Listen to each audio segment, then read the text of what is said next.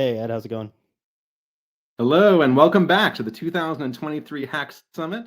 And it's our privilege today to be joined by Dev Bear, the co-founder of Berachain, which is a brand new protocol that is recently announced their new Polaris initiative. And just in case you're curious, Dev Bear is a pseudonymous co-founder, and this is his basically first public appearance. And we'll be describing the vision for Berachain and Polaris here.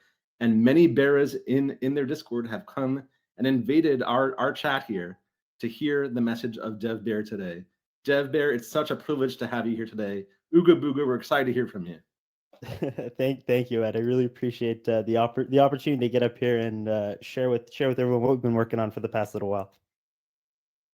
Awesome. We'll take it away, and we will do audience questions at the end. Audience, if you have questions, you can feel free to ask them. On the right-hand side, there's an icon for you to click on to ask questions. And Dev Bear, take it away. Perfect. Thank you, Ed. Let me just get this going here. I'll pull up the slides.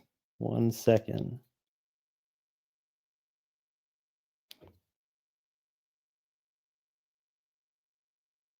Perfect. So thank you all for being here. Really appreciate y'all taking time out of your day. So I'm Dev Bear, CTO and co-founder of Berachain, and I'm going to be talking to you guys not only about Berachain, but about one of our most recent initiatives, Berachain Polaris, which is how we're enabling EVM compatibility on Berachain. So as I mentioned, I'm the CTO and co-founder of Berachain. Previously, before my my new life as an online bear, I was a senior distributed systems engineer at Apple, working on like low-level Bluetooth and networking type of stuff. Which is how I got a lot of the background in P2P and like the network stack and all the learnings there. Previous to that, I studied software engineering at the University of Waterloo in Canada, and I've been in crypto for a really long time, very adjacently.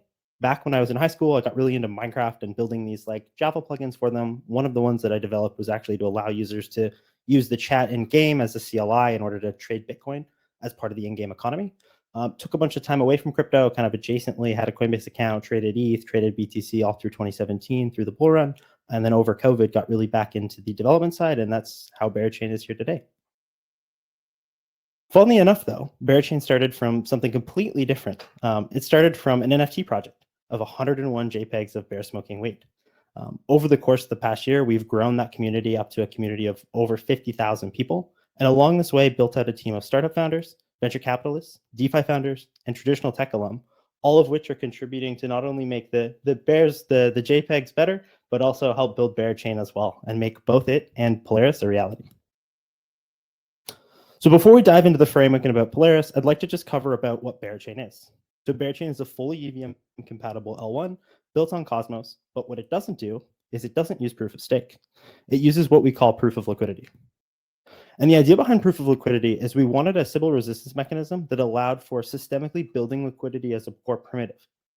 Through our time trading throughout DeFi 1.0 and DeFi 2.0 era, we noticed that a lot of these alt L1 chains had trouble building and maintaining incentive schemes that made sense, and often left a lot of the projects building on these chains high and dry when those liquidity incentives burned out.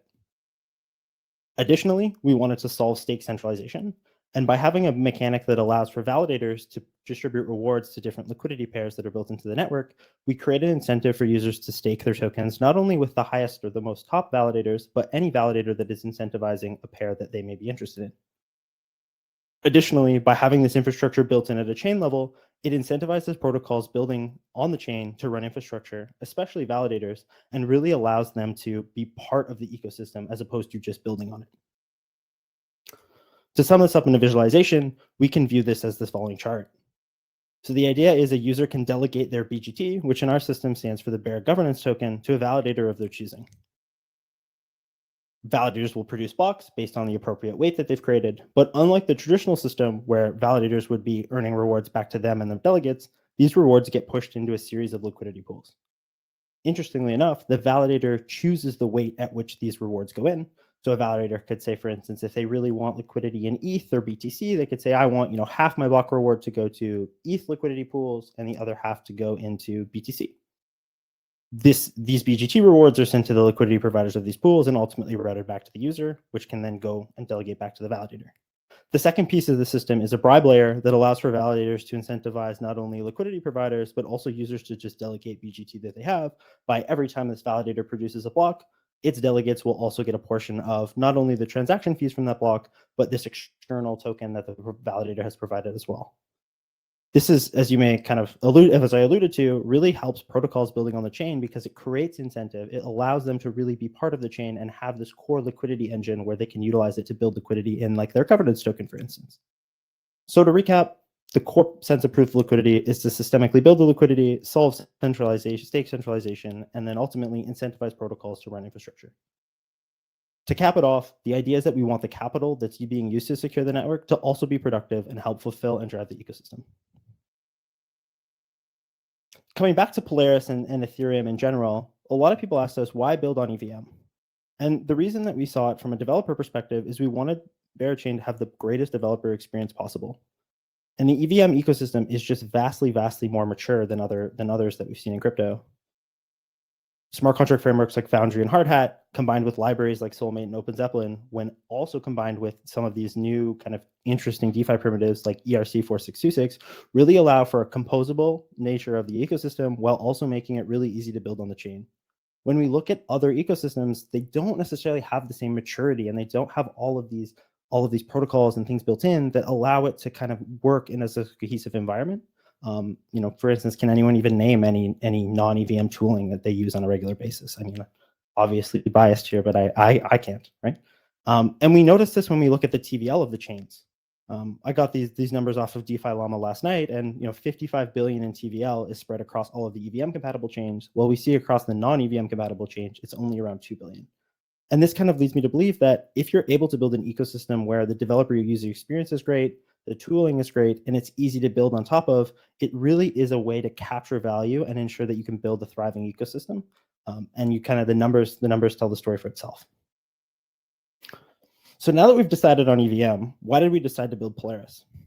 And the reason for that is, as we mentioned before, I wanted to make sure that we had the ability for people building in our community to have a stable, reliable smart contract platform to build on, but we also recognize that app chains are really powerful.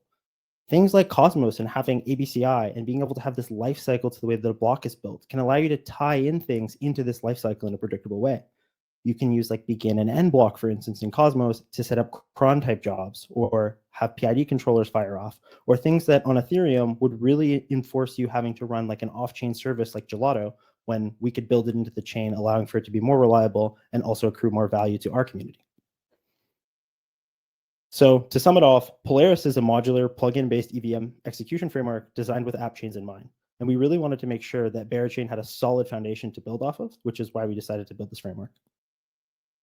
A large part of the reason why integrating EVM into these application chain frameworks is so difficult is Go Ethereum just has so much nuance to it.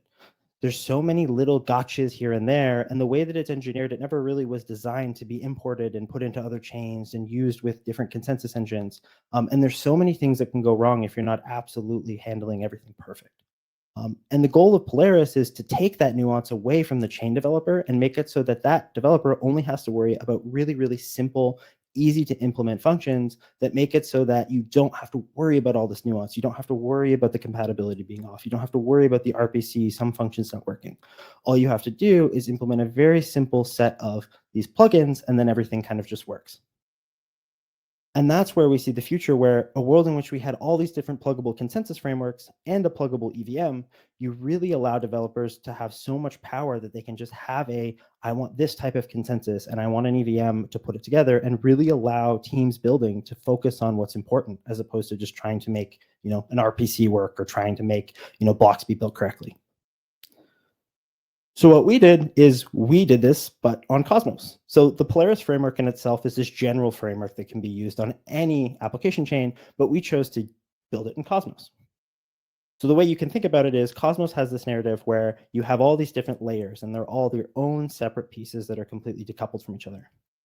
Starting at the networking level, which is kind of your P2P, like your low level there. Then you have your consensus engine framework. So in the case of Cosmos, that's like Comet BFT, formerly known as Tendermint.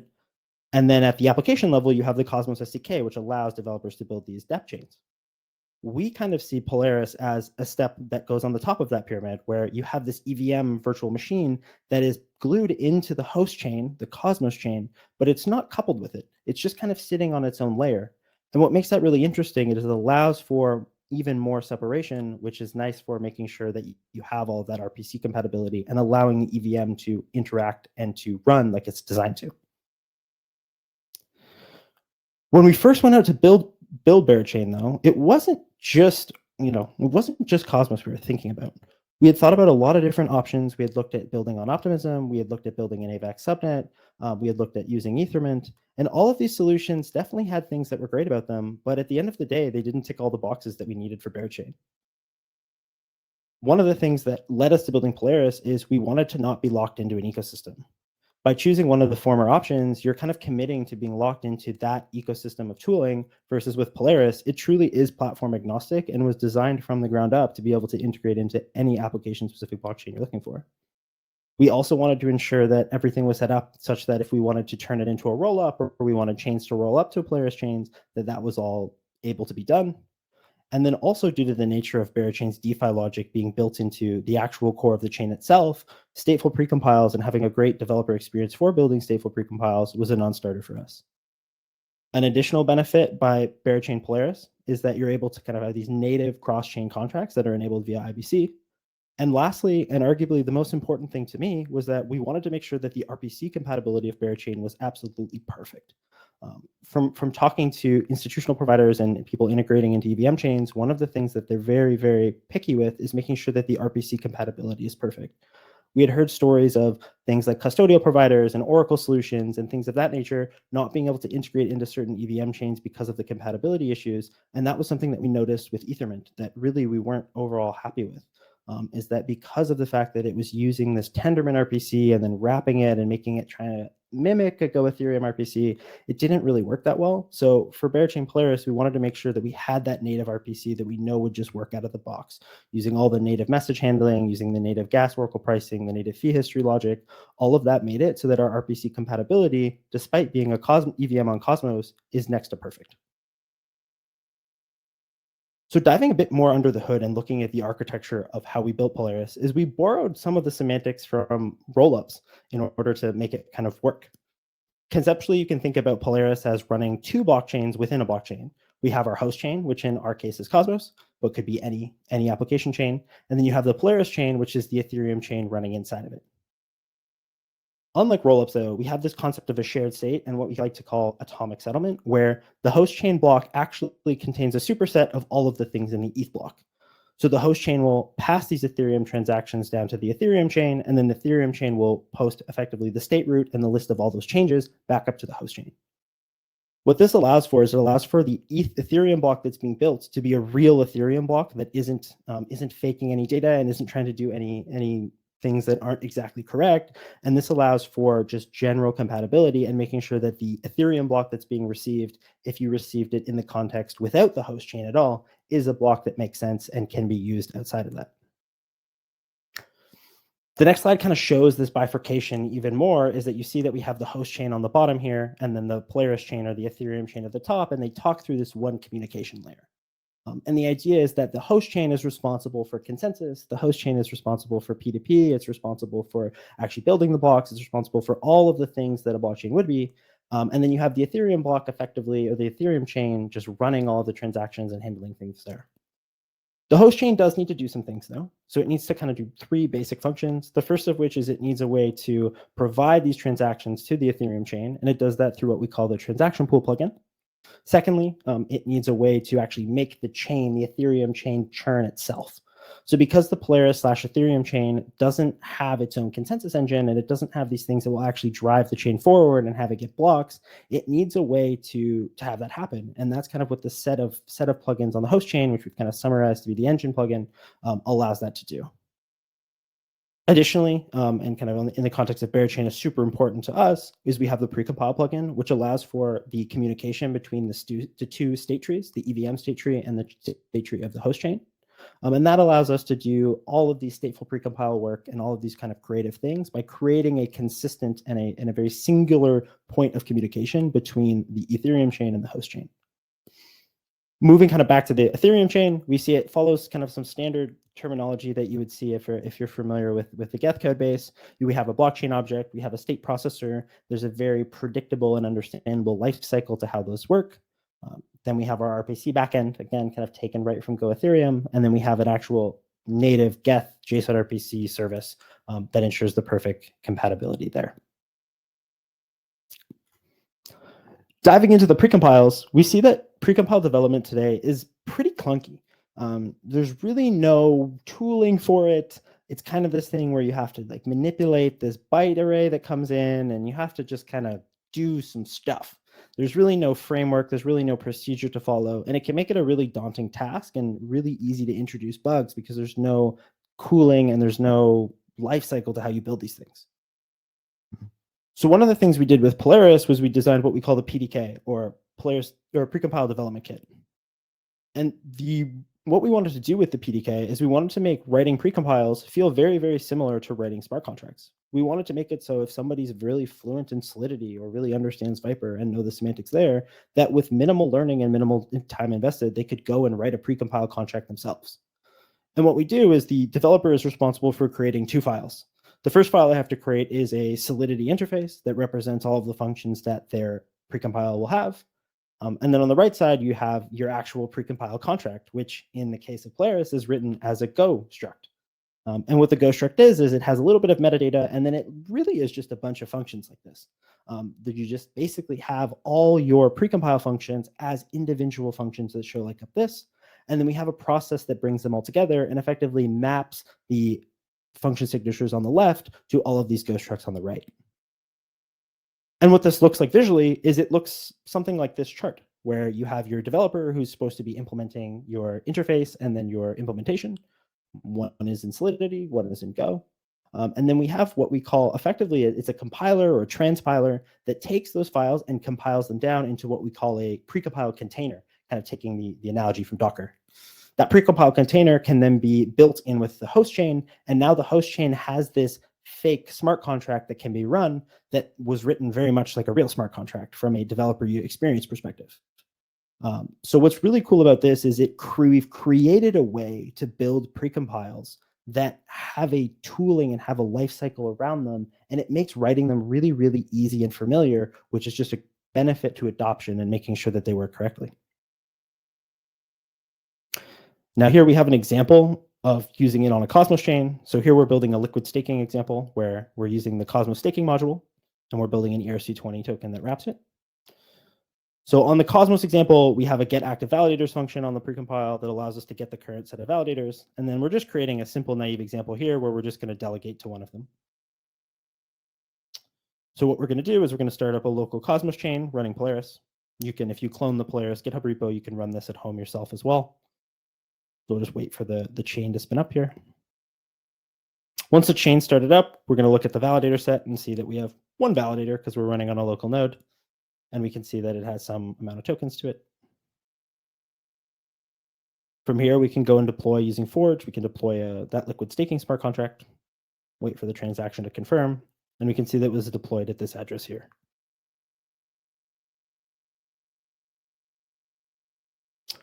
From there, we can go and call that contract directly, and we'll give it a little more ether just so we can see a different number other than a 1 here. So now we're going to delegate. That's calling the liquid staking derivative, and we get a response here. Now notice there's a ton of logs here as well. And the idea behind this is we wanted to extend the Cosmos-SDK modules to actually be able to pass the SDK events in as Ethereum logs. This is really great for data science tools and just general usability because it gives the developer more insight into what's actually happening inside the Cosmos-SDK module. So if we see here in the log, we can see that that's the precompile address there.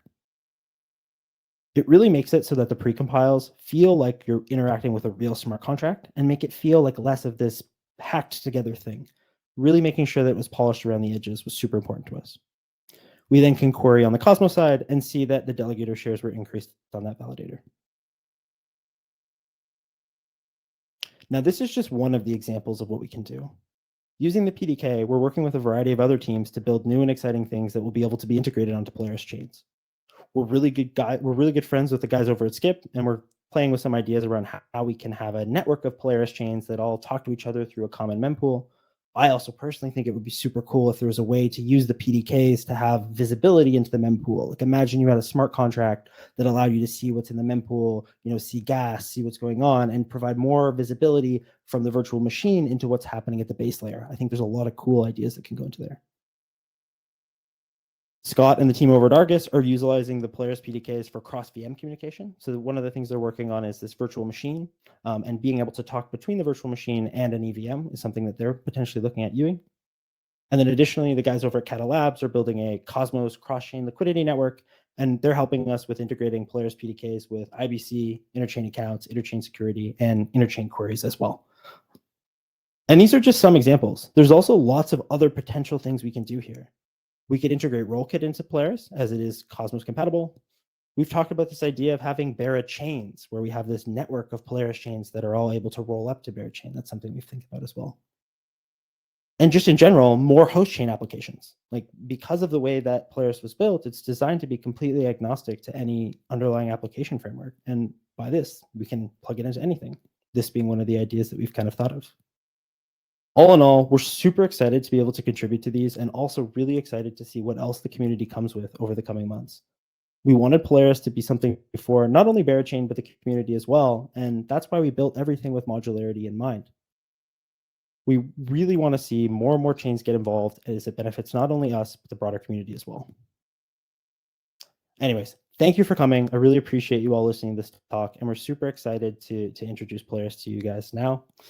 My socials and stuff are on the screen here. If you're ever interested in chatting about anything precompile related, EVM related, Cosmos related, mempool, MEV related, anything, definitely feel free to shoot me a message. And also, if you're interested in contributing, my GitHub and the Berachain GitHub are there as well.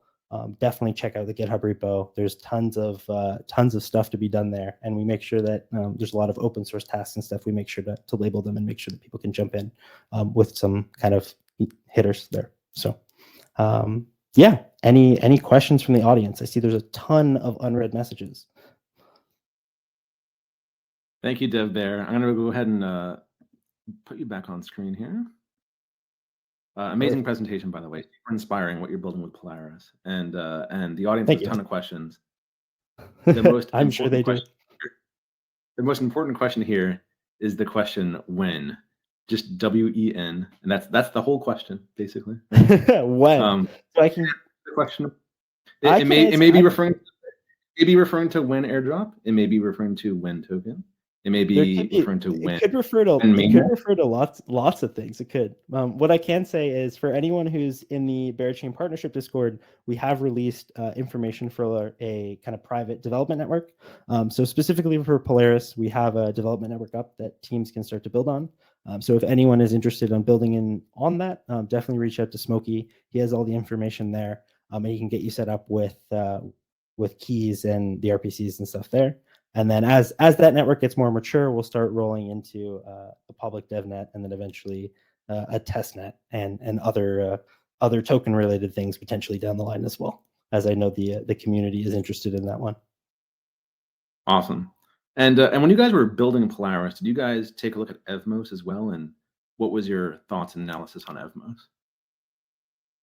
Yeah, so originally we were going to use Ethermint with full transparency. And it was something where as we got deeper and deeper down the rabbit hole, it was really difficult to integrate all the features that we wanted on top of it. Ethermint's kind of been this project that's been around in Cosmos for a really, really long time. It's kind of come and gone. It's been through kind of multiple hands and multiple kind of organizations that have been maintaining it. And it got to the point where it was something where we were sitting there and it was like, if we want this to be the base plate of Berachain, if the EVM is what we want to be, that's where all the people are going to be building. That's the core of it. That's what's important. We need to get the dev UX right. We need to make sure that everything there is in tip-top shape. It just got to the point where it was like, we need to have control over this and make sure that we're doing things in the way that we think is going to give us the best developer experience and make sure that people building on the chain have the best time. And it really kind of hit the point where, okay, like we're going to build this and, we want to make sure that everything is perfect for our community, and we needed to make sure that. So we kind of took matters into our own hands, and that's kind of how Polaris started. And a lot of that had to do with like the stateful precompiles and some of the Cosmos specific features that didn't really work out. And eventually it was like, okay, well, we can build this as a generic thing as well, which is ultimately going to make the architecture better for the Cosmos side. So that's kind of the history there for a longer answer to that question. Great. And then can you give us a quick overview of the tri-token model, and also what are the economic benefits of having proof of liquidity, and just like in general, like the model that you have is fairly transformative for the possible applications of DeFi. And can you just let us know what's possible on Berachain going forward? Yeah, so to give a high level on the Berachain side of how the tri-token structure works is we have Bera, which is the gas token of the network. So that's what the EVM. So if you think about your ETH in the EVM, that would be what the Bera token would be. BGT, as we mentioned earlier, is the governance token, and that's effectively what's being used to create vote weight for the validators. And then we also have a stablecoin that's going to tie into the DEX as well, and that will be the medium of exchange through there. The idea behind bifurcating all the different tokens is all these different tokens have different stakeholders. If you want to purely use Berachain as a way to build your application, you really only need the gas token, right? You're just like, oh, I want an EVM execution environment. I need the gas token to pay for this, right? If you're interested in getting involved with that whole liquidity network and getting the flywheel spinning, right? If you're building a protocol or something, you want to try to accumulate BGT, because by accumulating BGT, you can run a validator, you can incentivize liquidity for your protocol, and it really allows for this whole system to tie into protocols building on the chain. And at the end of the day, that's what was so important to us, is we wanted to make sure that the protocols building on the chain really felt like they were a part of the chain. And really felt like them getting involved with running infrastructure, them getting involved in governance proposals and direction of where the tech will go and all these things. We wanted to make sure that it was very centered around people building, because that's kind of where we started, right? We are builders by nature, and we want to be able to tailor things to builders, not just from a technical perspective, but also making sure that we can have the chain support the needs of what they're building. And by having this whole system, it allows validators who give back to the ecosystem and protocols who give back to the ecosystem the benefits of that system by being able to make sure that their tokens are super liquid and have all these attributes attached to them. Great. And do you hope that other Cosmos chains will adopt Polaris beyond just Berachain? Is that part of the vision, or is it scoped mostly to Berachain?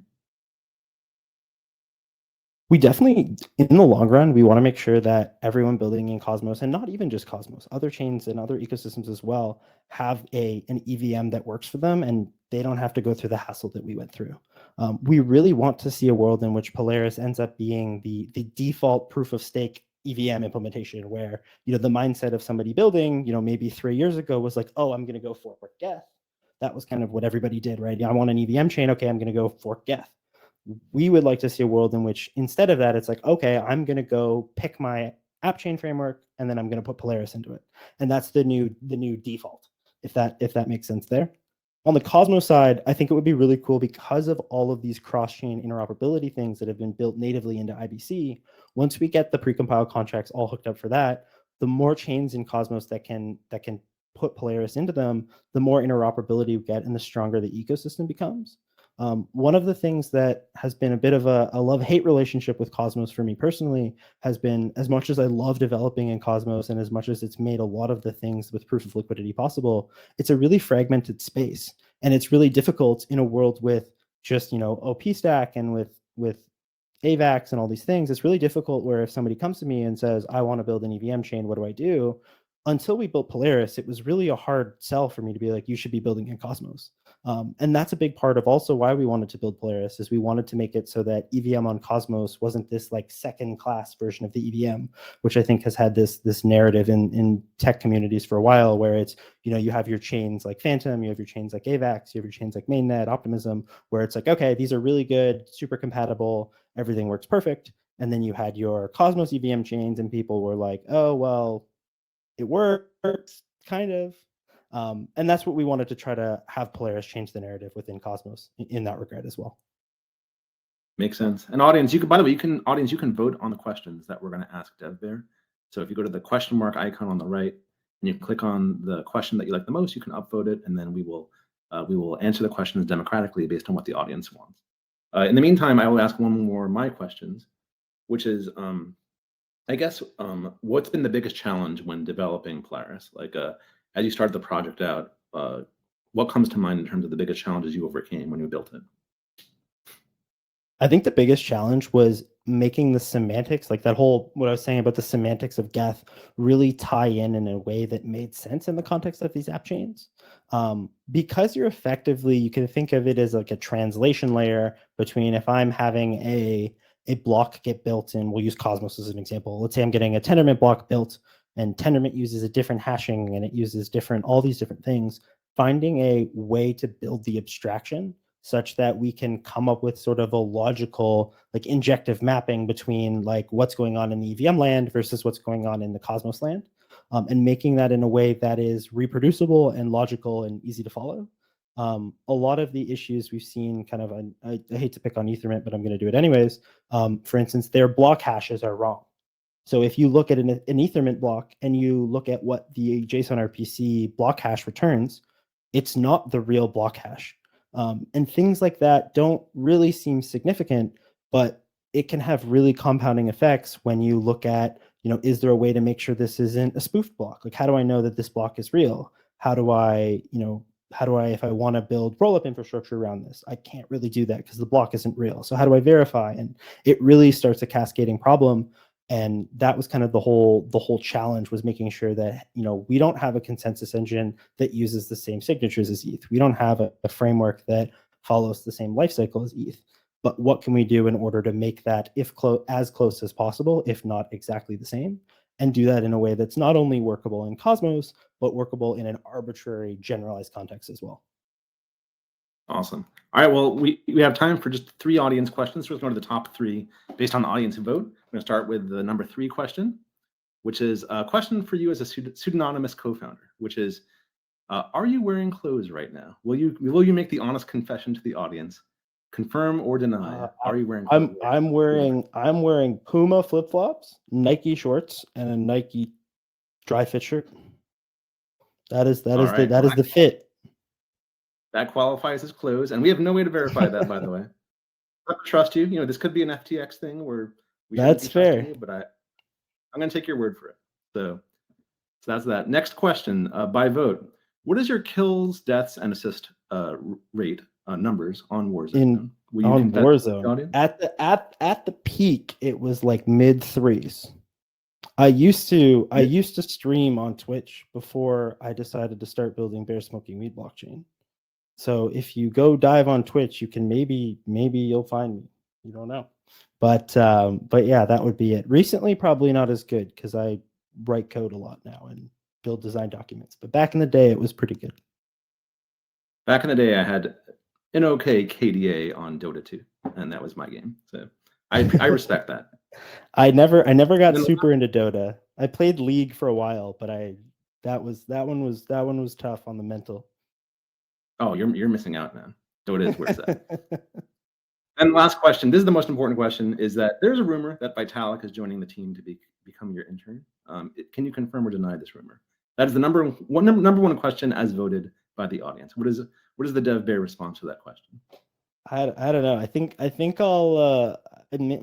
I don't know. I think I'll have to leave that one to the community to sit on for a while. You can't give them, Ed. You'll have to learn once you spend more time in the Discord. You can't give them everything right away. You gotta leave them a little cliffhanger. So I'm gonna leave that one for them, and they can spam my Discord on that one. Well, we're so glad to have you here, Dev Bear, and we all can't wait to get our honey. I'm a fan of honey myself, and you guys are doing some fantastic work with Polaris. We can't wait to see your full launch, and we're excited to just have you here and for you to choose this venue to unveil what you're working on. So we learned a lot. Thanks you so much. And Bears, if you liked what you heard today, consider donating to charity at hacksummit.org. We're helping 4 important nonprofits. And Dev Bear, thanks again. No, thank you, Ed. It was great.